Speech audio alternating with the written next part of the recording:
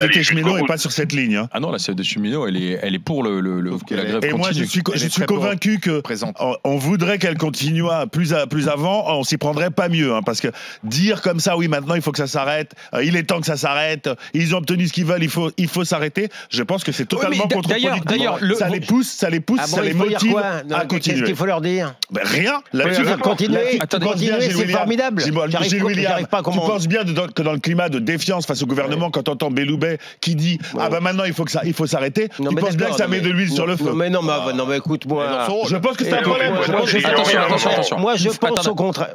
Frédéric, allez-y, pardon. Non mais il faut avoir un soupçon d'intelligence. Je sais pas, Martinez, lui, qu'est-ce qu'il fait? Il a beau être en grève, il s'en fout, lui, il est payé. Lui, il est payé par les syndicats. Mais les pauvres cheminots ou je ne sais qui fait partie de la non, mais ne les plaignez pas trop parce qu'il y a un minimum de grévistes chez les cheminots. C'est les conducteurs.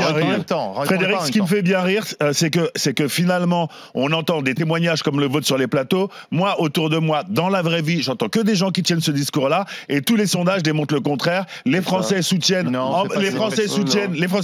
grèves. Les Français ont de la sympathie pour le mouvement. Et quelle que soit la manière dont on pose les questions, on obtient toujours ce résultat. Donc il y a une espèce de paradoxe que moi je m'explique pas et j'aimerais bien qu'on finisse par expliquer. Ma profession, elle est dans un domaine industriel et 100% des industriels, ils en ont ras-le-bol.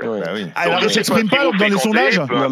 Mais c'est impossible, vous prenez dans le monde industriel, il n'y en a pas un seul qui va soutenir cette grève. Alors ils sont où les gens qui la soutiennent? Ils sont où les gens qui la soutiennent? On n'entend que. Bon alors d'abord, contrairement à David, je pense que si ce gouvernement, dès le départ, plutôt que d'être timoré par rapport à la grève, disait à quel point elle était pénalisante, non seulement pour les gens, mais aussi pour les commerçants, qui sont en train de crever. Hein. On en parle quand même très peu de cela. Je pense que le gouvernement aurait peut-être pu davantage marquer des points. Mais comment? Maintenant, il ne pouvait pas dire un mot, Gilles William. Maintenant, c'est trop tard.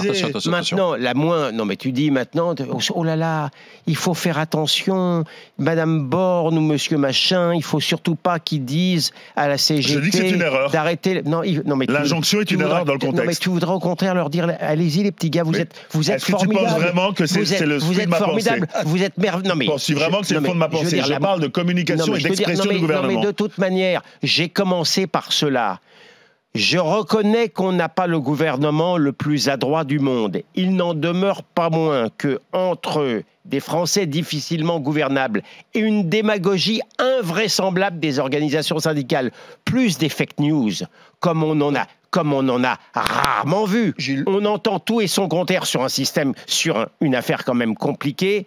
C'était une réforme invendable à un moment où le gouvernement était déjà impopulaire.